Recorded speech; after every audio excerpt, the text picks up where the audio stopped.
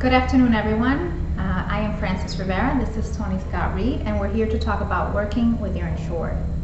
So from the moment you receive a new claim, it's very important and it's top priority to establish a good working relationship with your insured. Like any solid relationship, the key to that is honest, clear, concise, and direct communication. It's establishing a really strong bond and rapport and trust with your insured.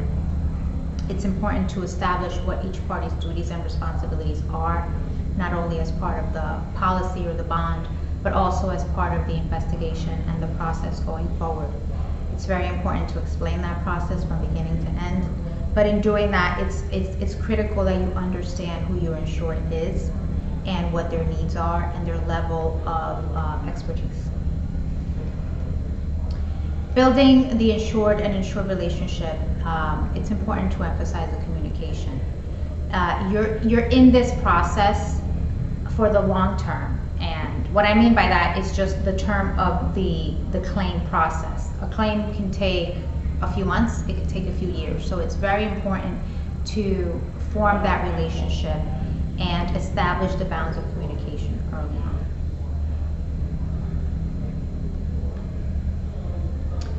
This is your job. This is the one job. So it's important to start it off on the best foot forward. And how do you do that? You pick up the phone.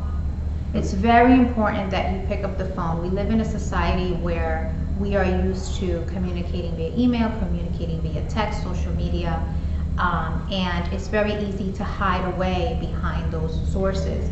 But when you're establishing a relationship with an insured that is distressed, that has never experienced something like this, that has possibly going through the most difficult time in their career or their life, it's very important and necessary to have them hear your voice, to know who they're talking to. You can expect that they probably looked you up on the internet and they see your face, but they need to communicate, they need to correlate that face with a voice, and that you're not a robot. They're not calling somewhere, dialing 1, 2, and 3 and are being placed on hold. It's important to instill a level of confidence with you as the claim handler, but with the process. Let me just take off on that for a minute, Frances, because I think that all the points that Frances has made, and she is an experienced claims handler on this, are extremely, extremely well taken and something you should think of in terms of this business relationship you're in. Because what is important about this is the context that you are in a contractual relationship with your insured, and you want to maintain and build that contractual relationship. So it's important from the outset to make sure that your insured understands exactly what they will need to submit, the timing, the level of detail. You give them the opportunity to ask questions, to follow up with you, and then let me take it from the other side of the equation as well, that you communicate the claim specifics as a claims handler. And this is for people working in-house, people that are outside counsel or outside accountants that may have been brought into the process. Make sure that it is an equal exchange on both sides. So when you've told them what you expect from them, explain what you are going to provide as well from your side of the equation. Set realistic expectations about the amount of time it will take for you to review the claim. Some of these can be extremely complex, and you may need to go to more than one source for information. You may need to go up the chain within your company, but build that in when you're talking about the time frame that you're going to be working in with your insured. You know, you may have insureds who think the minute that they turn in their proof of loss to you, they're going to get a check by return mail. Listen, they are in a stressful situation and dealing with things like that, and so it will be up to you to really make sure that they understand how that process is going to run. But extremely, extremely important, don't create a black hole from your side of the situation. And what I mean by that is, you spend all this time teaching them what they need to do, getting the claims submitted. When it comes to you as a claims handler, don't just let it sit. Make sure that you're on top of the process, that you're enforcing good discipline with yourself too, about getting back to them and moving to the next steps of the process. And try not to overpromise and underdeliver, because that is a real way to create disappointment for your insured. All right, so have a meeting of minds on the expectations. Make sure you know what you're both going to do, And then I'm going to move to the doctrine of the day. I'm calling this the Mary Frances Barberia doctrine. This is a phrase that my grandmother used as long as I knew her. She would come to you and say, I need to put the cat on the roof. Now, what does that mean? That means she's going to tell you something important that could be difficult for you to hear, could not be exactly what you want to hear under the circumstances. And oftentimes, when you're adjusting claims, you may be put into this situation. And my advice, my input, my recommendation for many, many years of handling claims like this is to face that head on. Put the cat on the roof. What does that mean?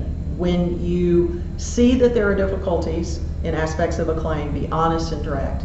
Tell your insured up front what those are.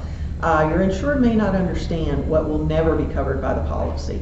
If you're facing a situation like that, you know the facts, and there are no more facts to be discovered. I think it's important to say that earlier, not later. So go ahead and start your frank conversations when you see these things and talk through the issues. That's one way, I think, a good tip for maintaining that strong relationship. Absolutely, absolutely. So on that point, Toni, if you see definite coverage difficulties, point them out early. Start to explain the insuring agreements, talk about the exclusions. There are situations, and as we all know, we're consumers, we probably all have an insurance policy. We don't necessarily all sit down to review a full insurance policy from page 1 to page 50 because it's daunting. So don't expect your insured to have done that either. So it's important that if you identify any particular coverage issue that will arise and there's any particular insuring clause, exclusion that may apply to that, raise it, explain it to them so that it's not a surprise and they're not blindsided in the event that the claim is not covered because of that exclusion or that provision. If you need more detail to assess coverage, explain that you need more information. And when you ask for that information, you might get some resistance. They might not be happy because they might feel like the claim is taking too long. And a lot of times they sent you their proof of loss and they think, well, here you go, I've sent you everything. You figure it out. You don't have to ask me for anything else. There's nothing else that I have to provide to you. And that's how they feel, and that's a very fair feeling on their part, right? But you as the expert, we are the experts on the claim. We are the experts on the policy. So we should know what we need, and so we should articulate that to them. Think about effective ways to communicate your analysis. And on that end, it's important to understand that the culmination of the claim process, of the investigation, is communicating your coverage position. That's all they want to know. They want to know, am I going to get my paycheck when? And if not, why not? And so you have to think about effective ways to communicate. I mean, really, the reality is when you're going to pay a claim, everything is great. Everyone is happy. They're going to get a check. There's really no problem. But in the unfortunate event where the claim is not covered and you have to relay that negative or unfavorable position, then you have to be empathetic but also direct and clear. And also invite them that if they disagree with your coverage position, if they have any additional facts or information or documents that they think will change your position, invite them to provide it to you. But also invite them to provide their position in writing so that you can respond to them. Invite them to have a meeting of the mind on the issues to prevent or resolve any contention. I think that's a great way to say it, Frances. I mean, you're looking for a cooperative working relationship, even if the answer is not what the insured wants to hear. Perhaps that's the best way to bridge that at the end of the process so that you still do have that good business relationship and you can preserve that business relationship. And on a final note, if you get some resistance or you foresee a challenge, a formal challenge, or the insured sometimes will say, well, I'm going to raise this to business or to underwriting, or we're going to file a suit against the company for non-payment. You'll hear it in all different ways. That's okay. They have a right to feel that way. They have rights. But if you sense any of that, it's important internally for your company and your internal business partners to elevate those issues. So elevate them to your supervisor, to the business side of the house, to underwriting, to whoever needs to know that information so that they are not blindsided. And also so that when they do get a phone call, they can have more information and background as to what has happened. So thanks for joining us today. This is something that Francis and I both have a passion about Yes. talking about, and you know, just relating with other people about the best techniques, the best approaches, and happy claim handling. Happy claim handling.